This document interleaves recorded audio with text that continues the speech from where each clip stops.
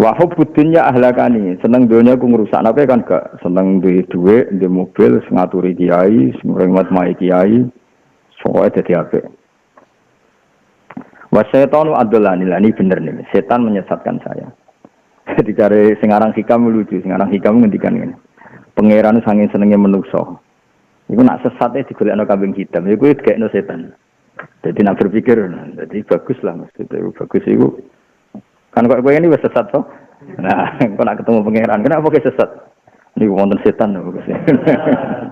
Ya kemungkinane loro, pangeran maklumi mergo kowe korbane setan utawa mah ngebresno kowe ning siksa. Mergo ngambing hitam napa? Setan. Kemilan di potensi ini. Jadi nak cara hikam niku setan mindilu hadidar mindil niku tisu atau kacu. Setan tiga pangeran itu gelap. Jadi karena Allah itu mencintai manusia, kemudian saking cintanya Allah kepada manusia, kalau ada kesalahan itu ditimpakan ke setan. Nah bagus. Itu kalau setan masih makhluk yang lain yang menyesatkan kamu. Problemnya kamu sudah menjadi setan, itu masalahnya. Makanya sebetulnya kalau masih begitu nggak apa-apa. Misalnya ini loh kemana? Ono wong ayu ngerayu kowe, wengkek, ngerayu terus menerus. Kira-kira bojomu iku nyalahno kowe ta nyalahno cahayu sing ngerayu kowe? Enggak sing normal ya. Nyalahno sing ngerayu. Mergo kowe reputasine khusuk misal.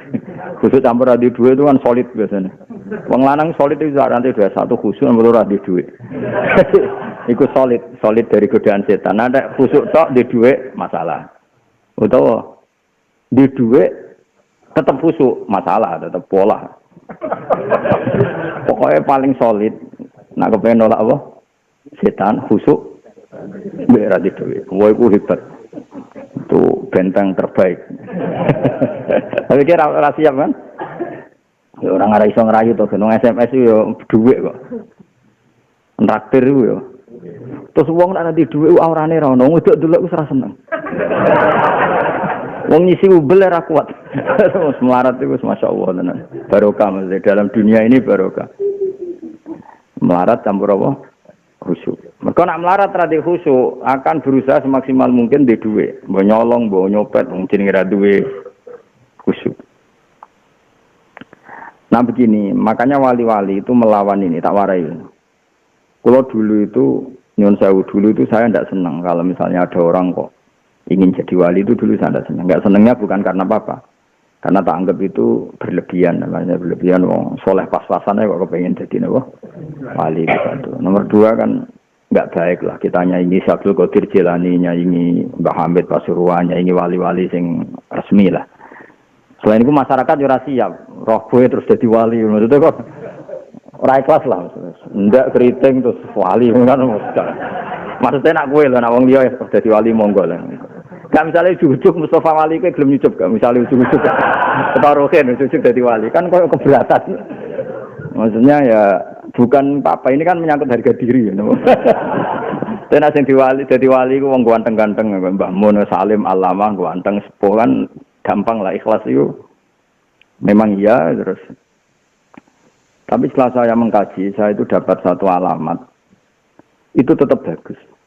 Kalau pengen jadi wali ya apik, pengen jadi ahli swarga ya apik. Karena itu termasuk Allah bikin cara ini tenan. Kalau nganti ngomong ini ngarepe pangeran, saya akan tanggung jawab sampai sebenarnya ketemu Allah. Rangsangan ini itu bagus karena itu satu-satunya cara atau diantara cara di mana kamu itu bisa nikmati kebaikan. Bayangno iso dadi wali kaya wali-wali ya aja kaya Abdul Qadir lah keduren ketua wali sitok wae. Maksudnya sing wali-wali biasa wae. Karena manusia itu kadang idolakan wong ayu, idolakan artis, idolakan pemain sepak bola, idolakan yang sifatnya duniawi. Artinya di antara cara Allah mensolehkan seseorang itu idolakan apa? Wali. Sehingga dia ini terus gara-gara idolano wali, krungu-krungu syaratnya jadi wali ku wiridan, bengi-bengi wiridan. Meskipun motifnya kepengen jadi wali.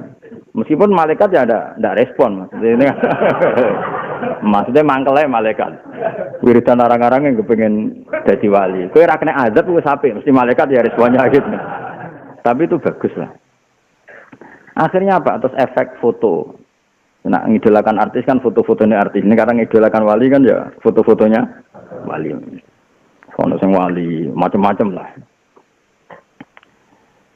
Efek terus penyebutan. Akhirnya sering nyebut misalnya wali-wali alim lah, misalnya siapa saja orang alim kan pasti wali ya. Akhirnya sering nyebut orang-orang alim. Akhirnya apa, rumah itu dzikri solihin tatana zalul barokat. Rumah itu akhirnya sering nyebut misalnya Mbah Mun, Mbah Hamid, Mbah Ali Maksum, Mbah Munawir, Mbah Arwani, pokoknya nyebut. Coba kalau kamu idolakan yang tidak wali. Akhirnya anak pertama itu kebenaran. Michael Jackson itu sopo itu, sebut apa ini? Semua gambar yono, gitar yono, sering disebut. Sehingga akhirnya aku setuju kalau ada orang berambisi jadi wali, setuju karena ini cara untuk dia tidak masang gambar-gambar yang lain. Jadi soleh pas-pasan ini dirangsangnya jadi wali. Meskipun aku tahu itu gak mungkin, tapi pokoknya ngono.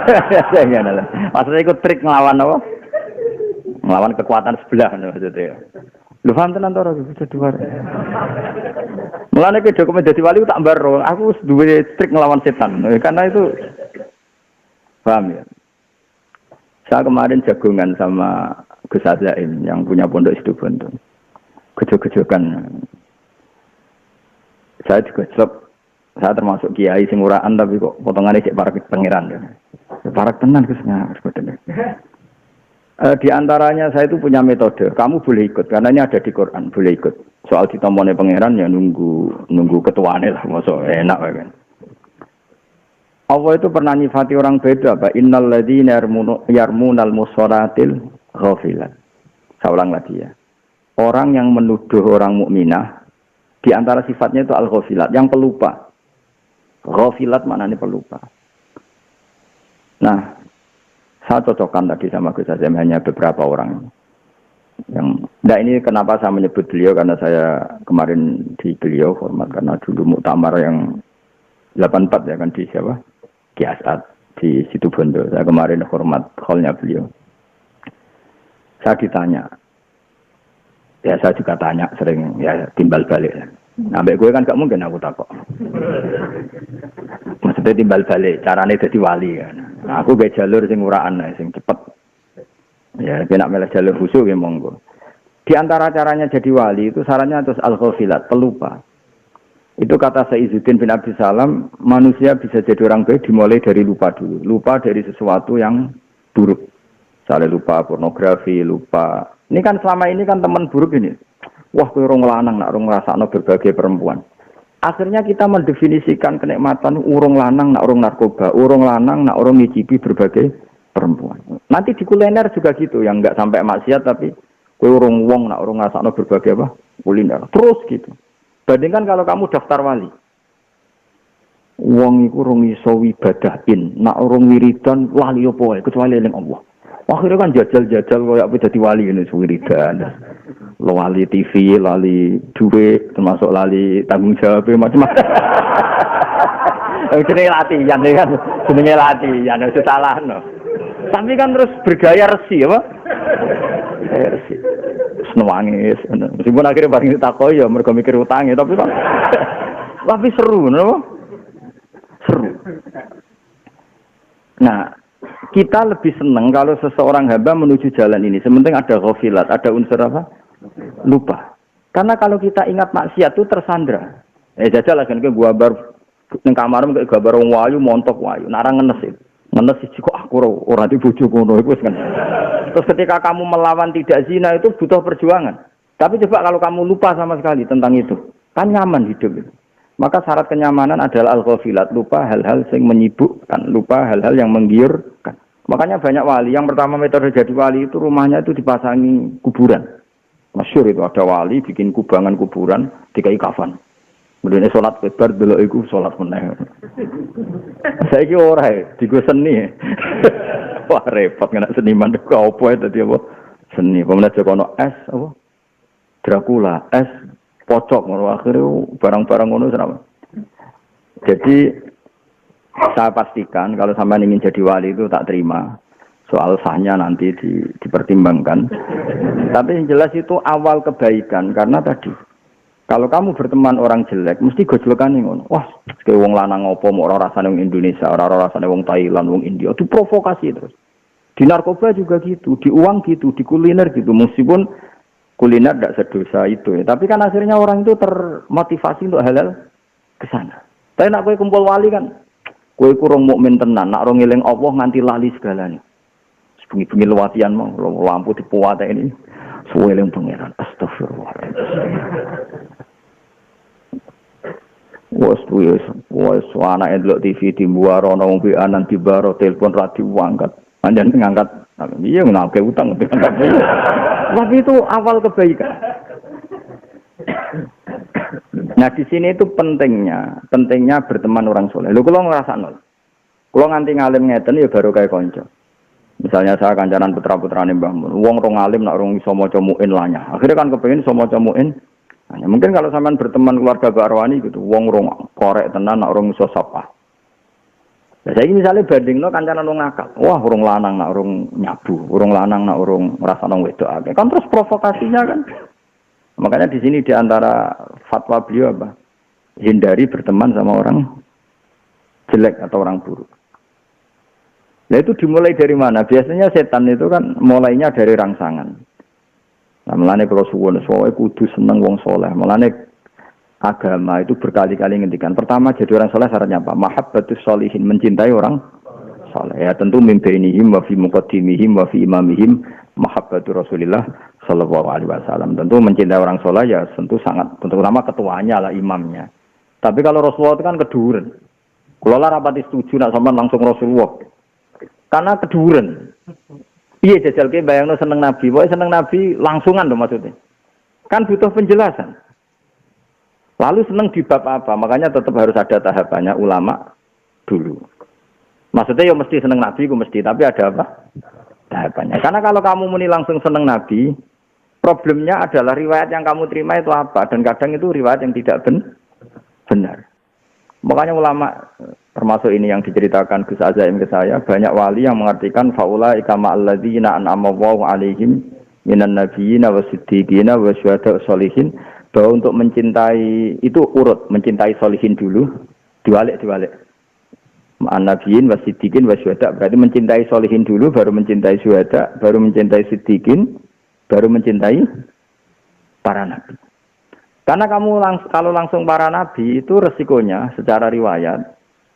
Engko nang misale enak ya jadi nabi, misale. Wah, anak buah wah deh. Terus nyuwun sewu garwane akeh kan terus repot ya. Khayalmu itu salah gitu. Tapi kalau kamu cinta nabi dibina ulama, napa dibina ulama. Niati rabi nguatno Islam, niati ngumpuli bojo ben anak turune nglahirno wong soleh. Terus seneng nabi kan pas.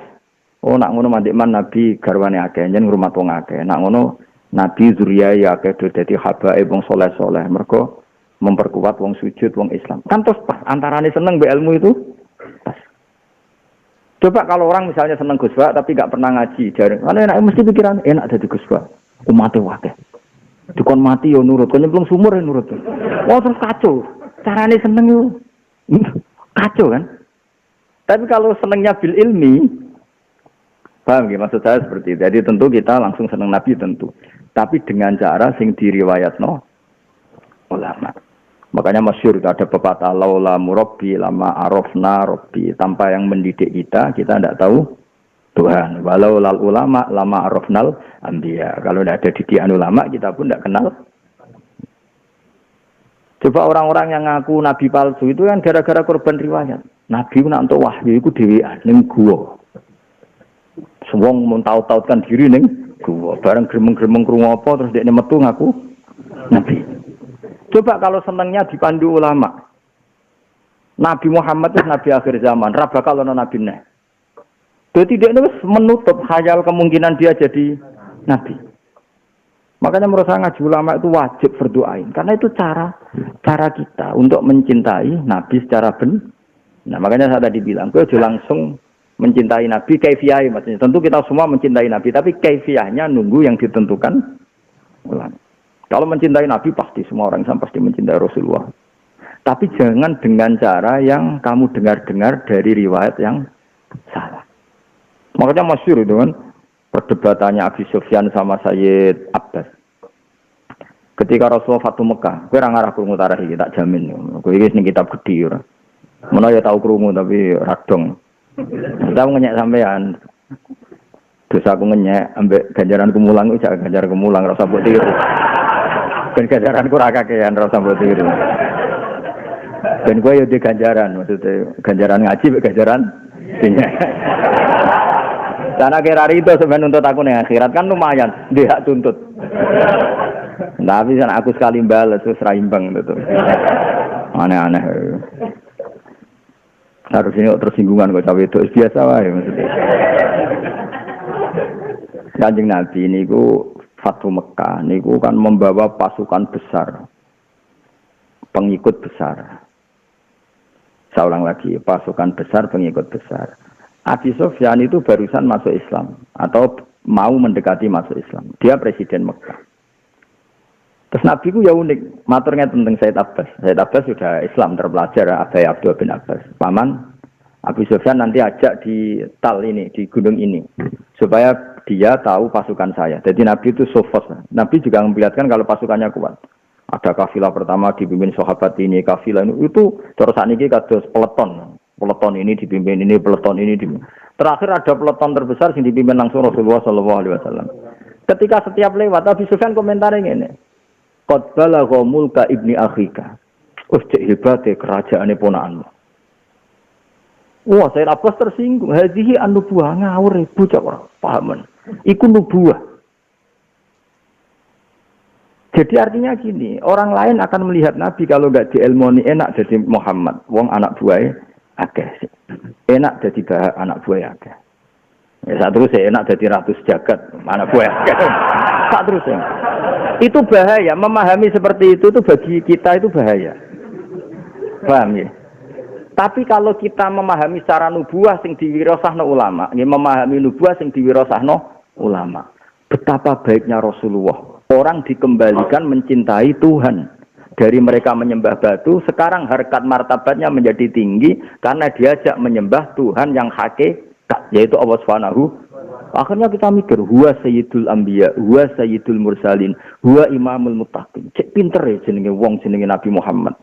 Wong sangka ina nyembah watu, nyembah wong padha wong misalnya. Dadi nyembah ning Allah Subhanahu wa taala. Sangka seneng nyanyi-nyanyi sing ra jelas dadi saiki maca tasbih. Dadi akhirnya nifati Nabi imamul muttaqin. Paham ya? Imamu ahli thariqah, imamu ahli syariat. Coba kalau kamu tidak punya ilmu itu, ngelihat Nabi diikuti orang banyak, ini enaknya jadi Muhammad, pengaruhnya gede. Banyak enggak sekarang orang yang enggak suka kiai, terutama zaman PKI. Nak ngenyek kiai itu kan penghisap. PKI dulu nanamkan orang benci kiai itu karena dipadakno ketua preman. Tengok-tengok ning omah untuk setoran. Betul, komunis dulu kalau menanamkan orang benci kiai seperti itu, enak jadi kiai. Santrinya kon kerja di ladang, dia tengok-tengok, nanti panennya disetor. Kan itu provokasinya seperti itu. Nak membenarkan logika itu ya rontok berarti, paham ya? Ya rontok terpapar atau di sisa-sisa. Ya semua. Artinya apa? Karena memahami kiai tidak difahami secara nubuwah. Tapi kan nak senang ulama dengan makna difahami secara nubuah, maksudnya wirasatu nubuah. Wah, kitab panjang keramat. Lah Gus Bak mulang ora ono sing gaji oleh suweneng tenanan. Sing ngaji ora paham yo suwen. Wah, iku nak gak keramat ke iso. Wah, akhirnya kan sopan. Kan yo aneh wong ora paham kok. Seneng wah iku hebat. Lho nek aku seneng wajar paham. Ini kan sing keramat aku tak sampean. Lho keramat sampean ya. Cara ono pakar psikologi mesti muji sampe. Gus Bak nek mati ngaji wajar dong kan dia paham. Kira paham. Buyu, yo istiqomah teko wah itu. Bingung peneliti ini ada apa ini. Paling enggak dianggap kekuatan magic. Gak karu-karuan malah. Sehingga ulama itu ada tahapannya, memahami Nabi. Oke ya, kita tentu saya ulang lagi, tentu kita mencintai Rasulullah dan langsung mencintai Rasulullah itu boleh. Tapi tetap harus dengan cara sing ditetapkan para ulama. Tanpa itu kita tidak bisa. Itu kan seperti Abi Sufyan memahami Nabi, qad balagha mulka ibna. Cek ponamu saya dadi raja gede, wong nurut. Sayyid Abbas duka, iki nubuwah. Beliau punya pengaruh seperti itu nubuwah. Ya kayak begini lah misalnya. Ini wirasah nubuwah. Kok ndak nubuwah gimana coba?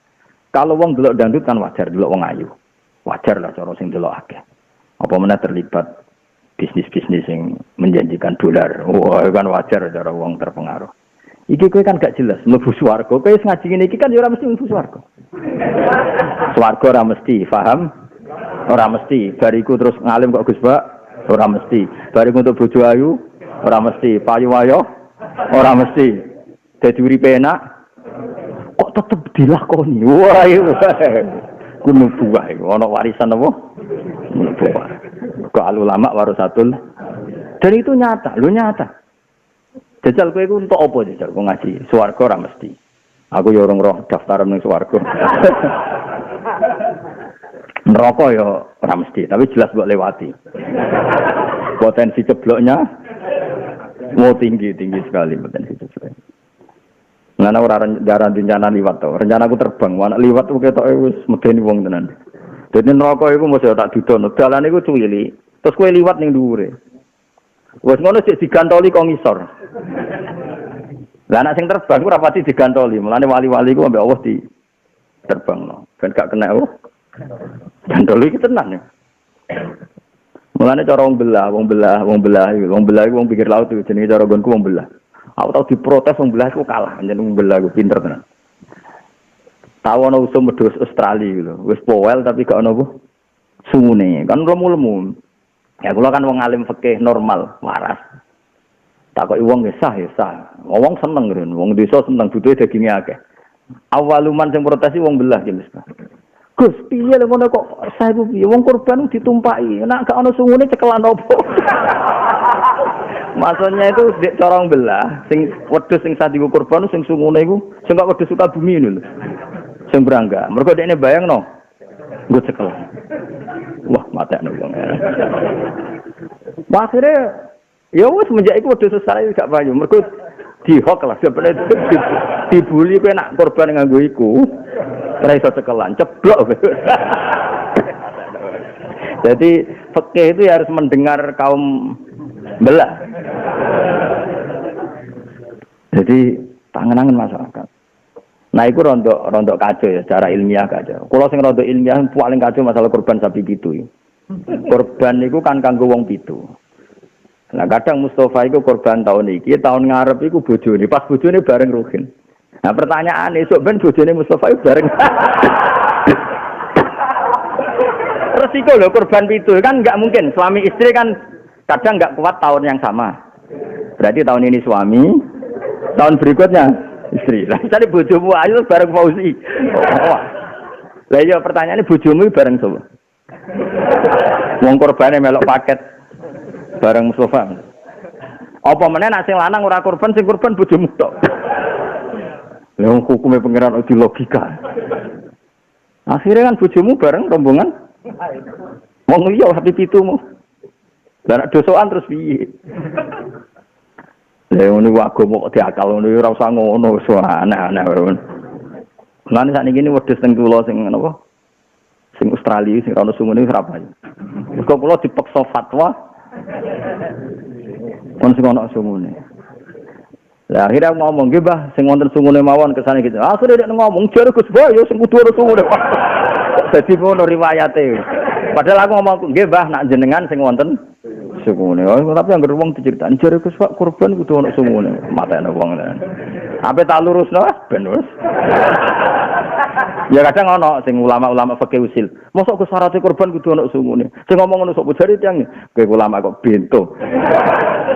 Nah, maksudnya wong sing rawi ngene kok mbok ndelek iku bot.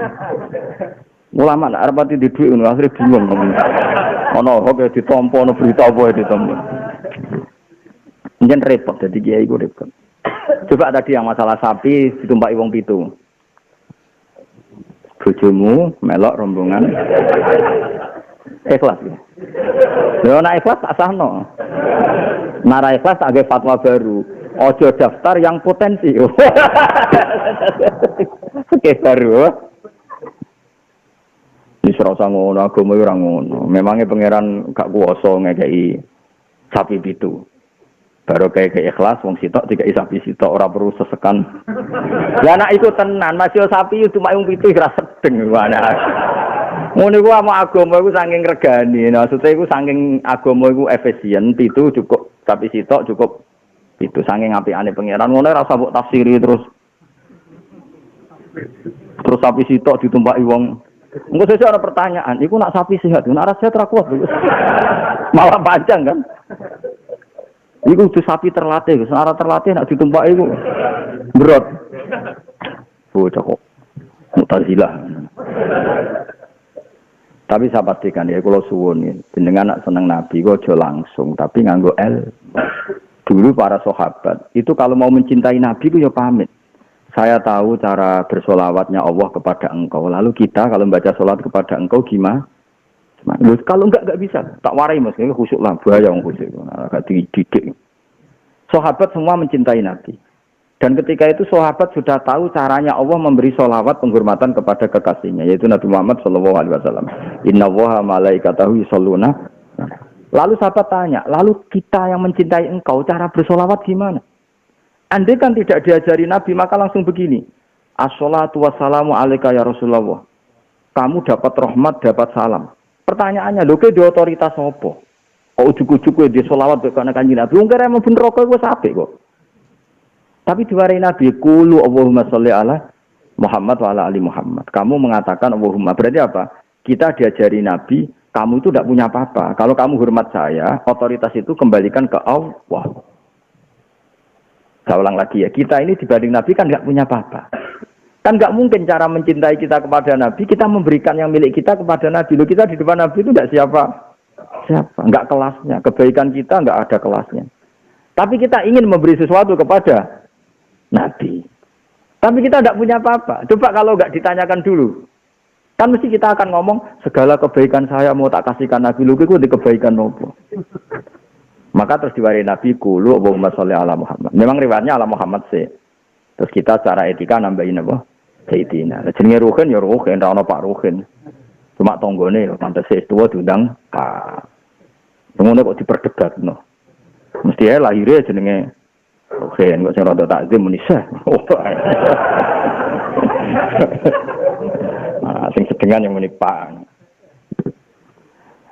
Nah, artinya apa? Nabi yang mengajari kita, kamu itu tidak punya apa-apa. Kalau ingin sholawat ke saya, mintalah kepada Allah. Sehingga redaksinya akhirnya apa? Qulu Allahumma sholli ala Muhammad wa ala ali Muhammad. Nah, kenapa ada wa ali Muhammad? Rasa kita sebagai orang seperti itu. Misalnya saya dicintai orang. Sering dikei duit Ruhin misalnya. Tapi Ruhin roh anak kula Hasan gak tau ngekei duit. Tentu saya kan iskal. Wong seneng aku, ora seneng anak. Itu kan normal. Makanya menurut saya ajaran itu fair. Seneng Nabi ya seneng sak keluarganya. Kan ya tidak lucu kan, hormat bapaknya tapi anaknya ndak, hormat orang tuanya, anak cucunya ndak. Maka cinta sejati adalah ya cinta Rasulullah, ya cinta keluarganya. Nah, terus keluarga ini punya dua makna. Ada keluarga karena gen, yaitu para habaib. Ada keluarga karena wirosah ilmiah, kayak para ulama. Makanya Nabi nak ngendikan itu dua kali, kullu nasabin wasababin mungkotiun yaumal qiyamah illa nasabi wasababi. Semua nasab, dan baik nasab gen maupun nasab sebab itu nanti terputus, kecuali yang terhubung nasabku, yaitu misalnya para habaib, dan yang terhubung sababku, yaitu para ulama. Dong. Jadi cara mencintai sendiri itu harus ada ilmunya. Misalnya kita seneng cawe wedok, bocah wayu, priayi. Berhubung kowe seneng jengkol, sampean mbok kei jengkol. Kira-kira dianggap cinta apa dianggap kurang ajar? Mergo kowe cinta itu memberi sesuatu yang terbaik. Berhubung yang terbaik cara kowe jengkol mbek rokok. Pacaran mbok kei jengkol mbek rokok alasan kenapa? Ini yang terbaik menurut saya. Cinta itu juga harus dipelajari. Kalau mencintai perempuan ya apa yang dicintai perempuan itu. Sama kita mencintai Nabi juga harus belajar. Nabi itu mencintai apa? Ternyata yang paling dicintai Nabi itu sholat. Sampai ngendikan wa qurratu aini sholat. Kalau sholat kita benar, pasti itu otomatis bentuk cinta kita kepada Rasulullah. Perilaku kita benar, maka itu bentuk cinta kita kepada Rasulullah. Makanya ada ulama yang menafsirkan ini. Wa rafa'na laka dzikra, apa? Alam nasrah laka sadrak, terus wa wada'na anka wizrak alladzi anqadha dhahrak, terus wa rafa'na laka dzikra. Itu ada ulama menafsirkan gini. Kalau tafsir yang lazim kan setiap azan nyebut Allah juga pasti menyebut Muhammad atau Rasulullah. Itu tentu benar ya, tafsir itu pasti benar.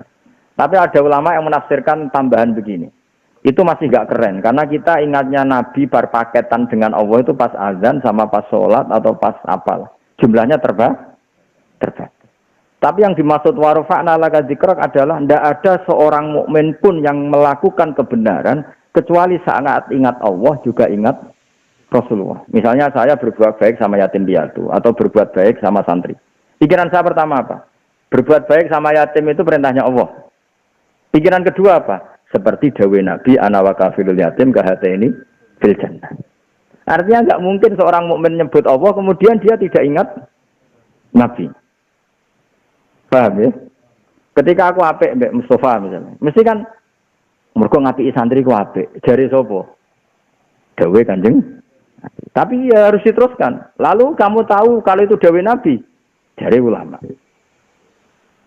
Nah, makanya dawe cerita tadi, katanya diantaranya Said Muhammad pernah ngendikan, itu diurutkan. Jadi kita bisa mencintai siddiqin lewat solihin.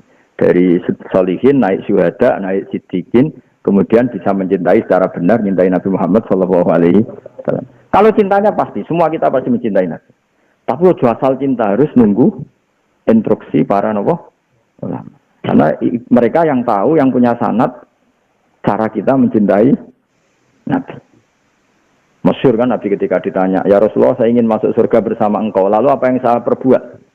Jawab Nabi apa? Fa'inni ala nafsika bikasrotis sujud. Ya sudah, nak kepen swarga mawar aku, tolong kamu harus memperbanyak sujud. Artinya apa? Memperbanyak sujud adalah cara yang memudahkan kita dapat syafaatul Rasulullah Shallallahu Alaihi Wasallam. Selain tentu baca sholawat, apa dan lain-lain. Tapi sebenarnya itu hanya sebagian cara. Baca sholawat itu sebagian dari cara. Ada yang di hadis sahih disebutkan apa? Fa'inni ala nafsika bikasrotis sujud. Kalau kamu ingin sesurga dengan saya, maka tolong kamu bantu saya dengan memperbanyak sujud.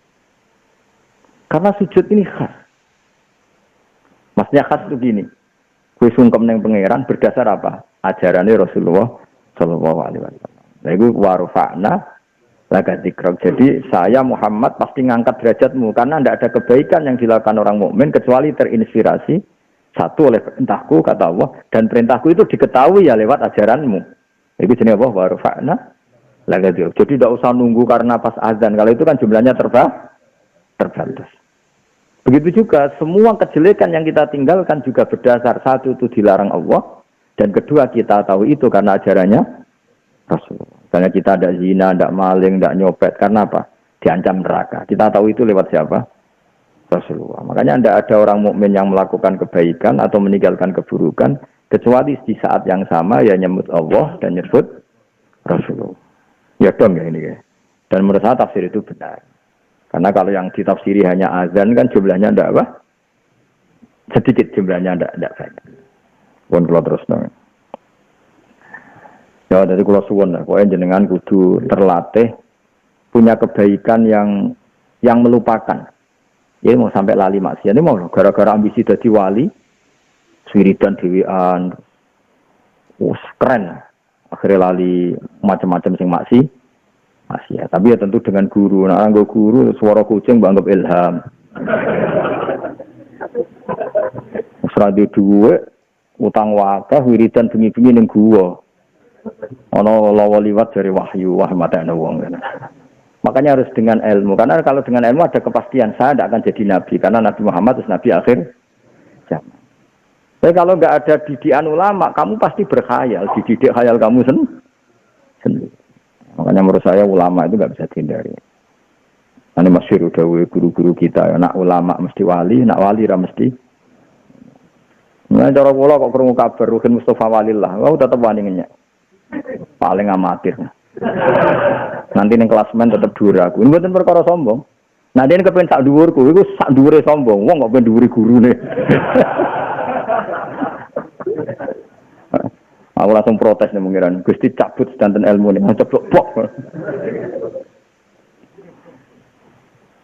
Mboten kula ya ora kepen dhuwure sampean. Banyak wis ning dhuwure ora usah kepengen. Enak. Ya dong ya, jadi apa cinta kita pada Nabi, pada ulama di ilmu biar dengan cinta sing diridani Allah ben apa. Rasul kayak tadi, sahabat mencintai Nabi itu saja tanya, "Kaifa nusolli 'alaika ya Rasulullah?" Andai kan langsung baca salawat, pasti redaksinya salah. Mungkin redaksinya gini, semua kebaikan saya, semua ini tak berikan kau. Pertanyaannya kamu punya apa dibanding Rasulullah? Tapi terus diajari Nabi dulu, Allahumma sholli ala Muhammad, ya sudah. Kamu minta sama yang punya otoritas tertinggi, yaitu Allah.